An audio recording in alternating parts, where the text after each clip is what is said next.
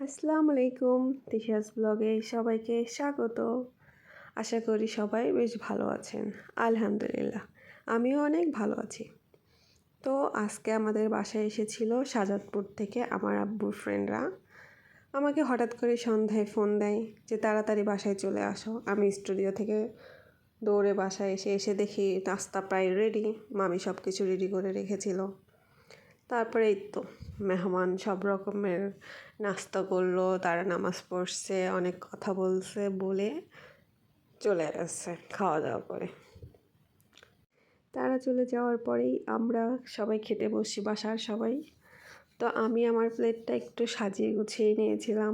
আমি নিয়েছিলাম পোলাও, সাথে একটা লেগ পিস নিয়েছিলাম রোস্টের, এবং একটু সালাদ কেটে নিয়েছিলাম, টমেটো আর 3 পিসের মতো গরুর মাংস।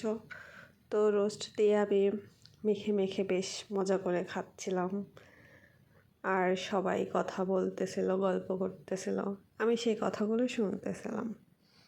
কে কে আমার মতো আছেন যে রোস্ট খেতে ভীষণ ভালোবাসেন? আমি তো ভাই এখন ভয়েস দিতে যে আমার এখনই খেতে ইচ্ছে করছে, যদিও এত রাতে ভয়েস দিতে যে এখন আর খাওয়ার কোনো অপশন নেই। তো এই তো আমি টুকটুক করে খাচ্ছিলাম আর সবার কথা শুনতেছিলাম। তো আর গরুর মাংসটা অনেক মজা হয়েছিল। মামি বোধ হয় না, এটা আম্মুই রান্না করেছিল।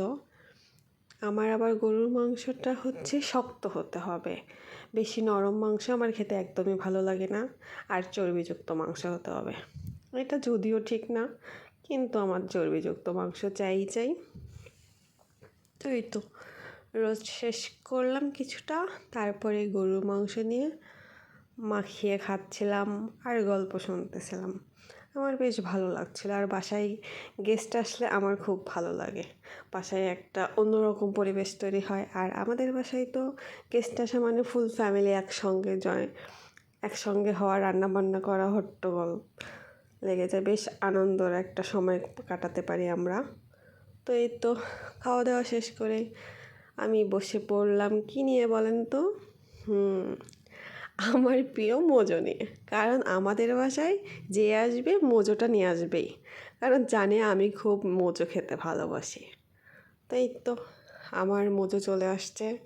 খাওয়া দাওয়া শেষ করে সবাই চলে গেছে রুমে, আমি বাইরে বসে মোজো খাচ্ছিলাম আর একটু ভিডিও দিচ্ছিলাম।